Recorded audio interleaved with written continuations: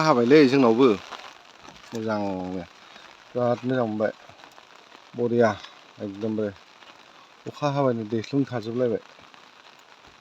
एकदमबारे दा नै एकदम फुङावनो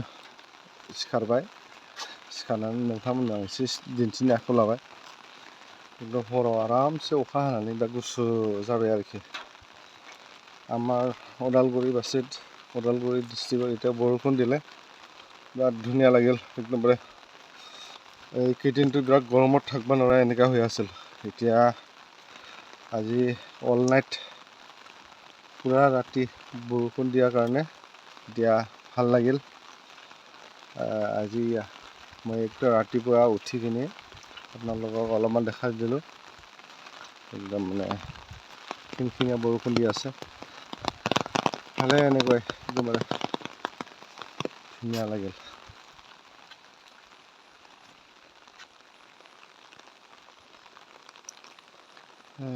मोजां मोनबाय एकदमबारे अखा हानानैसो एकदम गोजोननाय मोनबाय आरोखि फुरानो गोसोम जानानै दं अखायाथ' सानसे हाखागोन बायदि मोनखादां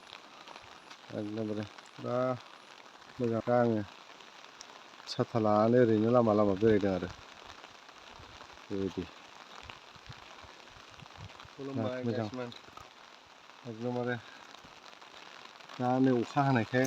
आरो एसे मोजां मोनबाय आरोखि दा माने हरावथ' हरसे हानायखाय दा बोथोरा गुसु जाबाय आरो बरिया दा फुङाव आं एसे बेरायबाय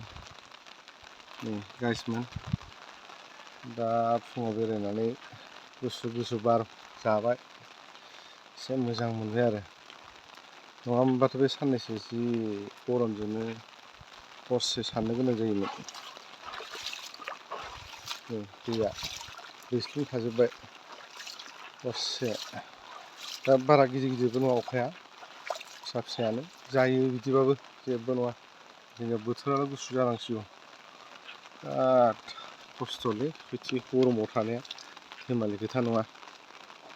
बेबायदि आरो खोथाया जायसो थायो बिसो मिथियो माबायदि गरमाव नों अखा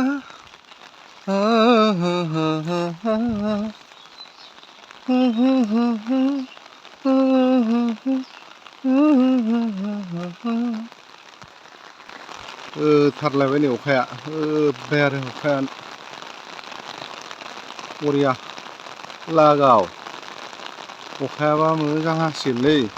बे साननैसो बेबो गोजां बोथोरा हाबबायखौनो हमना लादो बिदि अखा हाबाय होनबाय नालाय दा बोथोराबो सोलायसिगोन आरो गुसु बोथोराबो फैबाय होननानै सानना लादो आरो बे अखानिफ्राय बिराद मोजां मोनबायलां गोसोखौ एकदम गोसोखौनो जि बहा थागोन बहा मागोन जाथारदोंमोन बे साननैसो गरमजों खिन्थु दा अखा हानानै गोजोननाय मोनबाय गाइसमोन नोंसिनाव माबायदि अखा हादोंना हायाखै गाइसमोन जोंनावथ' नै अखा हानानै जि मोजां जाबाय आरोखि আপোনাৰ সেইখিনি বৰষুণ দিছে না নাই আপোনাৰ জাগাত অলপমান কৈ দিব আমাৰ সেইখিনিতো বৰষুণ দিয়াৰ পিছত এতিয়া বিৰাট ভাল লগা হ'ল নহ'লেতো এইকেইদিন থাকিব নোৱাৰা অৱস্থা আছিল এতিয়া বৰষুণ দিয়াৰ লগে লগে এতিয়া বহুত ঠাণ্ডা ঠাণ্ডা কুল কুল হৈ গ'ল আৰকি আমি ওদালগুৰি টাউনৰ ওচৰত আৰকি এতিয়া লোকেশ্যন এইটো হ'ল আমাৰ ওদালগুৰি টাউনৰ ওচৰত যিটো ওদালগুৰি বুলি কৈ দিলোঁ আৰকি দেই এতিয়া বৰষুণ ৰাতিৰ পৰা দিছে আৰকি ইমান ধুনীয়া লাগিল এইকেইদিনটো একদম থাকিব নোৱাৰা অৱস্থা আছিল এতিয়া ৰাতি বৰষুণ দিয়াৰ কাৰণে আমি ভাল লাগিল আৰকি বহুতেই ভাবি আছিল মানে বৰষুণ দিব না দিব না নাই এনেকৈ আৰকি একদমবাৰে এতিয়া ভগৱানে আমাক বহুত হেৰি কৰিছে, সহায় কৰিছে বুলি ক'ব লাগিব আৰু কি। গৰমত যে এতিয়া অলপমান ঠাণ্ডা কৰি দিছে, এতিয়া ঠাণ্ডা ছিজন হৈ যাব আৰু কি সিটোৰ পৰাই মই ভাবোঁ আৰু কি। এতিয়া এইটো বৰষুণৰ পৰা আমাৰ ঠাণ্ডা ছিজনটো আহিছে বুলি ক'ব পাৰি আৰু কি। মই এতিয়া ভাল লাগিল, নহওঁতে ৰাতি দুটা ফেন, এতিয়াতো AC লোৱাওতো পইচা লাগিব। AC লোৱা মানে চবতে লাগিব, ল'ৰা ছোৱালী স্কুল কলেজ তাতেওতো AC থকা, তাতে পঢ়াব লাগিব। ঘৰৰ AC থাকিলে নহ'ব, সেইকাৰণে কষ্ট কৰিব নোৱাৰা এনেকুৱা হৈ যায়। AC থকা মানে বহুত দিগদাৰ, এডজাষ্ট কৰি হ'লেও থাকিব লাগে আৰু কি। ফেনৰ হাৱা একচুৱেলি